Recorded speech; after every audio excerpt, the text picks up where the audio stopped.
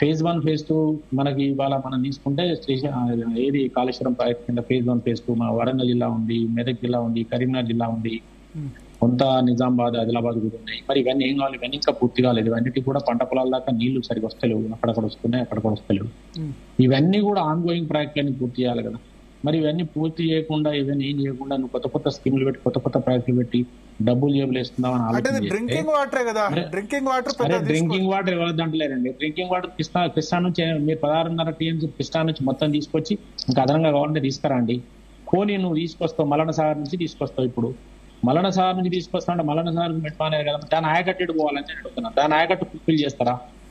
సాగునీటిని fulfil చేసి మీరు అదే మల్లన సాగర్ ఇంకా బ్రాంచ్ కెనాల్స్, ఆ కెనాల్స్ కంప్లీట్ కాలేదు, దేని కాలేదు. అన్ని సిపిఐలు ఉన్నాయి, దేని కూడా ఇంకా పూర్తి కాలేదు. కానీ సరే అవి అయితే కావచ్చు, కానీ మీరు ఆయకట్టును ఎట్లా వదిలిపెడతారు? తర్వాత ఏ ప్రభుత్వం వచ్చినా కూడా పెద్ద పెద్ద ప్రాజెక్టులు 1000 కోట్లు 1,00,000 కోట్లు అనే పెట్టారు. కానీ నీకు కాకతీయుల నాటి కాలం నాటి మేనేజింగ్ ఎందుకు అది ఎక్కడ చర్చలో లేదు అసలు.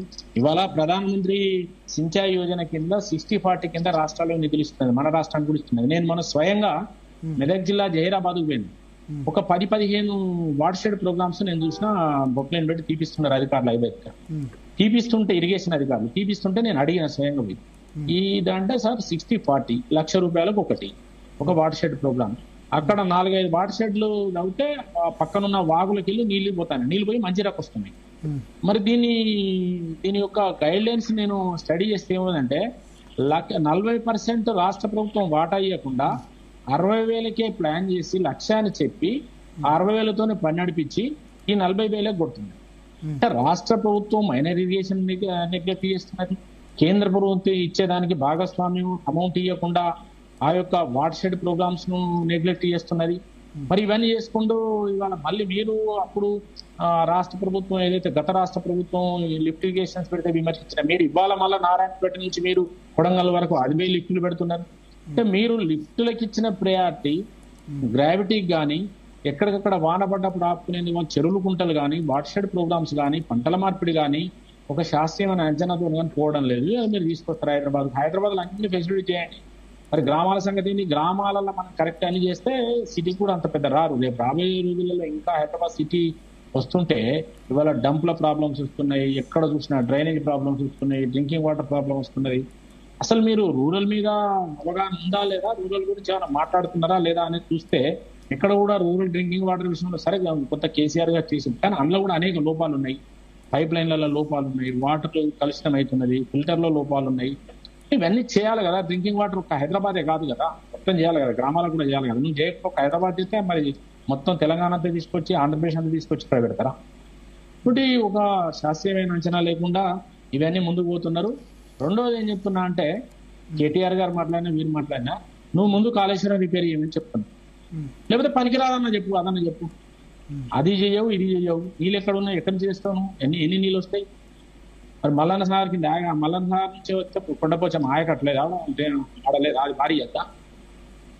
కాబట్టి పెట్మానేర్ నుంచి వచ్చిన 18 లక్షల ఎకరాల ఆయకట్టు దానికి అంతకుముందు కేసీఆర్ ఉన్నప్పుడు ప్రణాళిక, అది కాకుండా దానికి కొంత దేవాదుల ఆయకట్టు కూడా దాని కింద పెట్టిండు, ఆ పాత వరదకాల ఆయకట్టు, ఈ అంతా చాలా ఉన్నాయి. అవన్నీ పక్కన పెట్టేసింది, ఏమీ లేదు. మళ్ళీ స్కీములు పెట్టాలి, డబ్బులు జేబులు వేసుకోవాలి, మేమేం చేసినాం అని చెప్పాలి. ఇది తప్ప ఇంత మిక్కిలి గవర్నమెంట్ దగ్గర ఒక శాస్త్రీయమైన పద్ధతిలో చేద్దామనేది లేదు. నేనేమంటున్నా, వర్షపు నీటిని ఎక్కడికక్కడికి ఆపే ప్రణాళిక చేయండి. వర్షం పడ్డ తర్వాత ఎక్కడికక్కడ పోయి నదులలో పడ్డాక లిఫ్టులు పెట్టి తీసుకొచ్చే స్కీమ్ అంటే నేను అవసరం ఉంటే లిఫ్ట్ లో వ్యతిరేకం కాదు, తీసుకురావద్దని చెప్తలేను.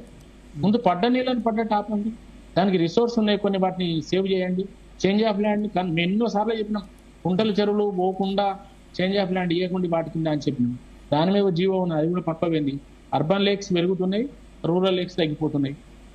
అర్బన్ లేక్స్ ఒక ప్రత్యేక చట్టం వచ్చింది, మళ్ళీ దాన్ని అర్బన్ లేక్స్ కింద మొత్తం కంప్లీట్ అన్ని పోతున్నాయి. మొన్న అర్బన్ లేక్స్ అన్ని కూడా దానికి ఆయకట్లేదు, అప్రోచ్ కెనాల్స్ ఏవి లేకున్నా కూడా ఎఫ్టీఏ లేకున్నా హైడ్రా పేరు మీద వచ్చి కూల్చివేతలు మొదలు పెట్టింది. ఇట్లా చాలా. ఇప్పుడు మీరు చెప్పిన 2 గండిపేట లాంటి, హిమాయత్ సాగర్ లాంటి చెర్లు, వాటిని ఎందుకు కాపాడుకోకూడదు, వాటిని ఎందుకు పొల్యూషన్ కాకుండా చేయకూడదు? ఢిల్లీలో ఇవాళ యమునా నీళ్ళిస్తున్నారు, యమునా నదిని ఢిల్లీకి అనేది పెద్దది కాదు కదా, యమునాను ప్రక్షాళన చేస్తున్నారు కదా, యమునాను సేవ్ చేస్తున్నారు కదా. సరే ఎంతవరకు అయిందని నేను చెప్పలేను. గంగాను ప్రక్షాళన చేస్తున్నారు కదా, మరి మన వాటిని కూడా ప్రక్షాళన చేసుకొని కాపాడుకోవాలి కదా. ఇట్లా లెక్క పెట్టుకుంటూ పోతే హైదరాబాద్ చుట్టూ ఉన్న వాటర్ రిసోర్స్ మనం రెనోవేట్ చేసుకోవాల్సిన అవసరం అయితే ఉన్నది. అవేవి చేయకుండా ఇవి చేయకుండా బాణ నీళ్ళు ఆపకుండా చిన్న నీటి వనరులు కాపాడకుండా కేంద్రం ఇచ్చే సహకారం తీసుకొని వాటిని పునరుద్ధరించకుండా ఇవి చెప్తున్నాను. నేను మీకు ఒకటి చెప్తున్నా. నేను జిల్లా ప్రెసిడెంట్ ఉన్నప్పుడు వరంగల్ జిల్లాలో చెప్పండి.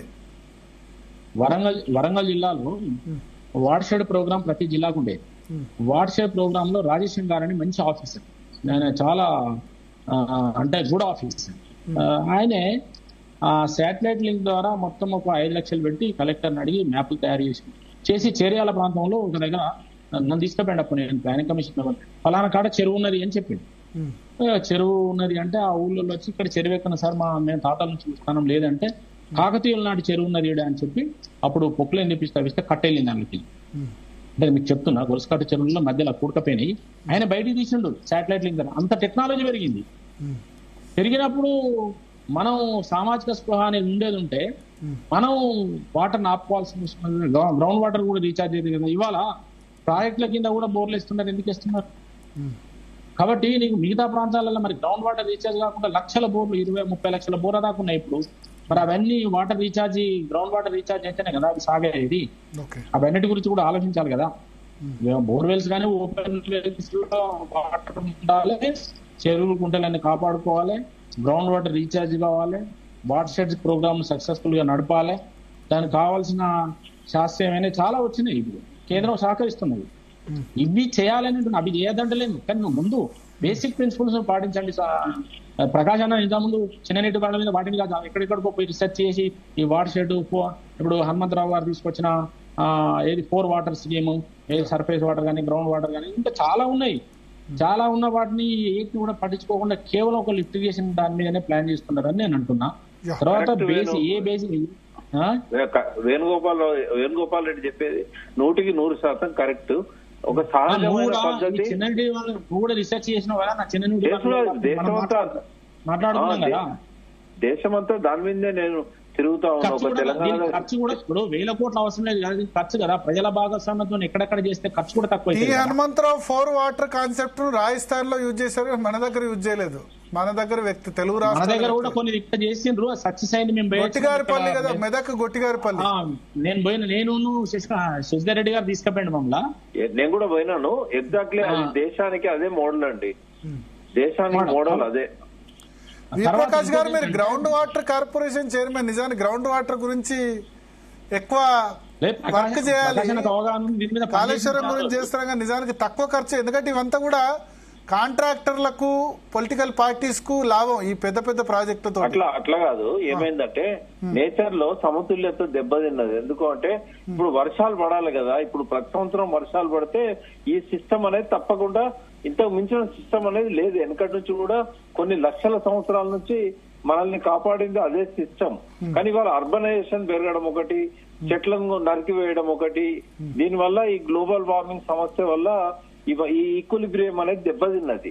దెబ్బతిన్నప్పుడు కొంత దాన్ని రిస్టోర్ చేసుకుంటూ క్రమంగా మనం ఈ డ్యామ్ల మీద ఆధారపడడాన్ని తగ్గించుకోవాలి.